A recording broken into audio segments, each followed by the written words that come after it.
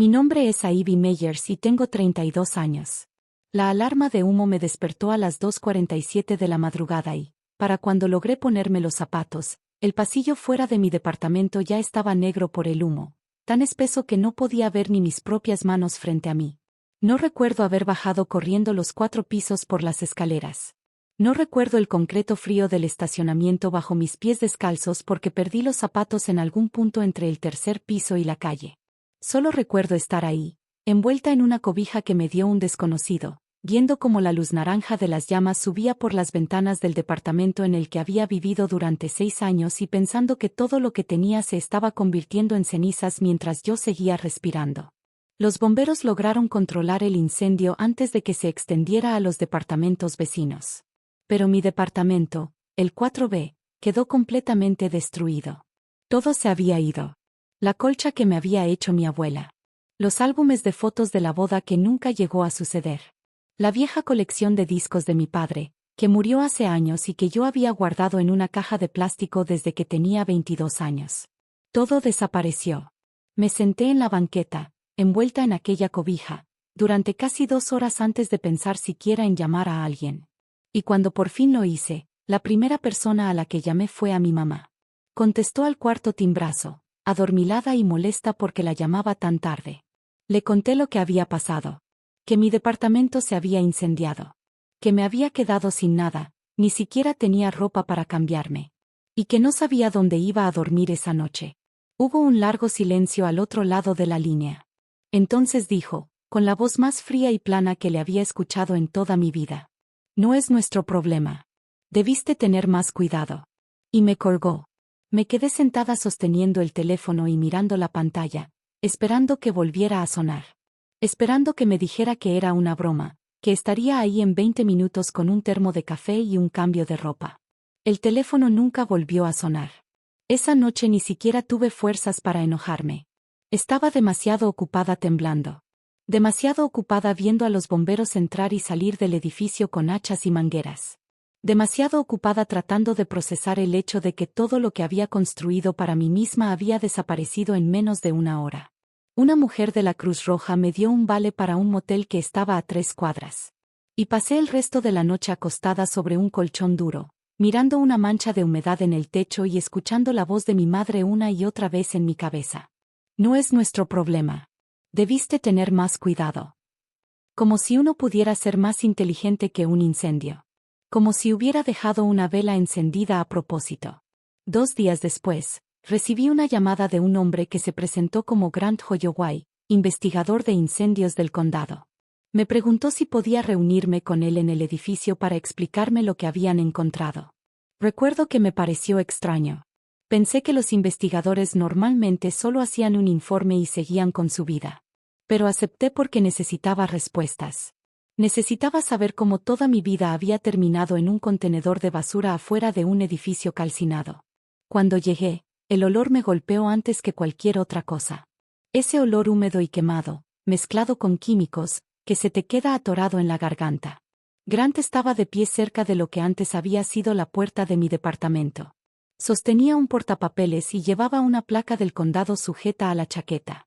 Debía tener unos 45 años, con algunas canas en las sienes y esa clase de voz tranquila y medida que te hace sentir que lo siguiente que va a decir es importante.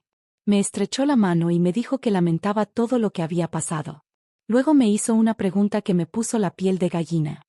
¿Sabe quién tuvo acceso a su departamento durante la última semana? Algún amigo, un ex, un trabajador de mantenimiento, cualquier persona con una llave o que haya entrado al lugar. Le dije que nadie. Que vivía sola y que las únicas personas con llave éramos mi casero y yo. Asintió lentamente, de esa forma en que la gente asiente cuando ya sospecha que la respuesta no es toda la verdad. Entonces dijo que el incendio no había comenzado de la manera en que suelen comenzar los incendios accidentales. No había empezado en la cocina, ni por un enchufe sobrecargado, ni por algo que me perteneciera. Había comenzado cerca de la ventana de la recámara trasera, en un punto donde no había cables, ni aparatos eléctricos, ni nada que pudiera incendiarse por sí solo. Encontramos algo en la escena, dijo. Algo que no pertenece a un incendio doméstico normal. Metió la mano en una carpeta que llevaba debajo del portapapeles y sacó una bolsa transparente de evidencia. Dentro había un objeto pequeño, medio derretido. Y en el momento en que vi lo que era, sentí que el estómago se me caía hasta el suelo. La boca se me secó.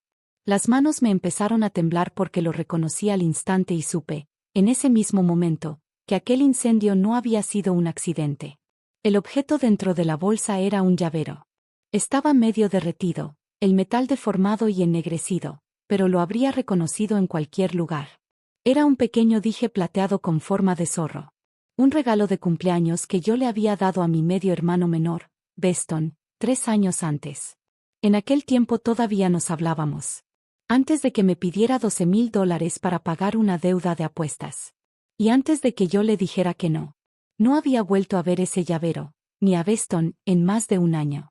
Le conté todo esto a Grant. Mi voz apenas era un susurro, y él anotó algo en su portapapeles sin levantar la vista. «Hay algo más», dijo. Me explicó que el incendio había sido provocado con un acelerante, algo que fue derramado deliberadamente junto a la base de la ventana de mi recámara. El patrón de las llamas no coincidía con un incendio eléctrico ni accidental. Alguien había entrado a mi departamento, había rociado gasolina cerca de la ventana, le prendió fuego y luego se marchó, dejando el llavero atrás, ya fuera por accidente o, como dijo Grant con cuidado, como un mensaje. Le pregunté qué clase de mensaje deja una persona cuando incendia la casa de alguien. Y él no tuvo respuesta. Yo tampoco. Esa misma noche llamé de nuevo a mi madre. Me temblaban tanto las manos que apenas podía sostener el teléfono. Le conté lo que el investigador había encontrado, lo que habían sacado de entre los escombros, y le pregunté directamente si sabía algo sobre Beston o si había estado cerca de mi edificio. Hubo un silencio al otro lado de la línea. Ese silencio me lo dijo todo antes de que pronunciara una sola palabra.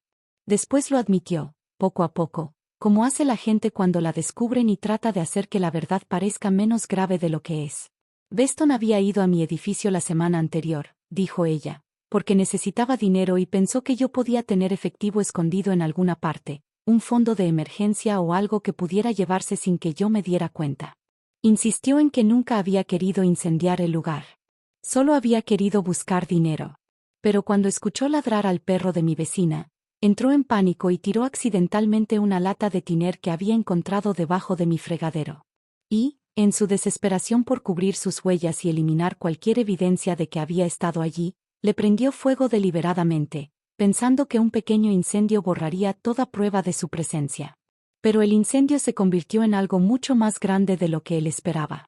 Le pregunté cuánto tiempo llevaba sabiendo todo eso. Me respondió que desde la mañana siguiente al incendio. Desde que Beston llegó a su casa temblando y le contó todo. Y ella le dijo que guardara silencio. Que todo se iba a calmar. Que yo nunca me enteraría. Entonces comprendí la verdadera razón por la que me dijo que no era su problema. No estaba siendo fría ante un accidente cualquiera.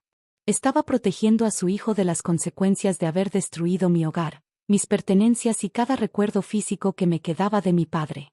Mientras yo estaba sentada en una banqueta, envuelta en la cobija de un desconocido y sin un lugar donde dormir. Le entregué todo a Grant. El llavero. La cronología de los hechos. La confesión de mi madre. Todo. Beston fue arrestado 4 días después y acusado de incendio provocado y robo. Mi madre no fue acusada de ningún delito porque enterarse de algo después de que ocurre no es lo mismo que cometer el crimen. Pero algo entre nosotras se rompió aquella noche. Y no creo que pueda repararse jamás. No he vuelto a hablar con ella desde el día en que le di su nombre al investigador. Pienso constantemente en aquella llamada telefónica, en la que me dijo que no era su problema. Y ahora entiendo que quería decir algo muy distinto de lo que pensé al principio. No era que mi departamento incendiado no fuera su problema. Era que proteger a su hijo de las consecuencias de sus actos le importaba más que protegerme a mí de perder todo lo que tenía. Ahora estoy reconstruyendo mi vida. Poco a poco. Encontré un nuevo departamento en otra ciudad cercana. Es más pequeño, pero es mío. Y nadie tiene una llave de él, excepto yo. Compré una cerradura nueva, una cámara de seguridad y una caja fuerte resistente al fuego para las pocas fotografías que he logrado imprimir de nuevo gracias a amigos que tenían copias. Algunas noches todavía huelo humo que en realidad no existe. Algunas noches sigo escuchando la voz de mi madre, fría e indiferente, diciéndome que no era su problema. Pero he aprendido algo sobre mí misma a través de todo esto. Algo que no sabía antes de que el fuego me lo arrebatara todo. No necesito el permiso de nadie para empezar de nuevo. Y tampoco necesito la aprobación de nadie para protegerme de las personas que se suponía que debían amarme. Si esta historia te conmovió, si sentiste aunque sea una pequeña parte de lo que yo sentí mientras estaba sentada en aquella banqueta viendo cómo mi vida se convertía en cenizas, te pido un favor, suscríbete al canal. Historias como la mía merecen ser escuchadas, y vienen muchas más. Historias reales sobre traición, familia y la fuerza que se necesita para reconstruirse cuando las personas que deberían protegerte te dan la espalda. Suscríbete ahora para no perderte la próxima historia.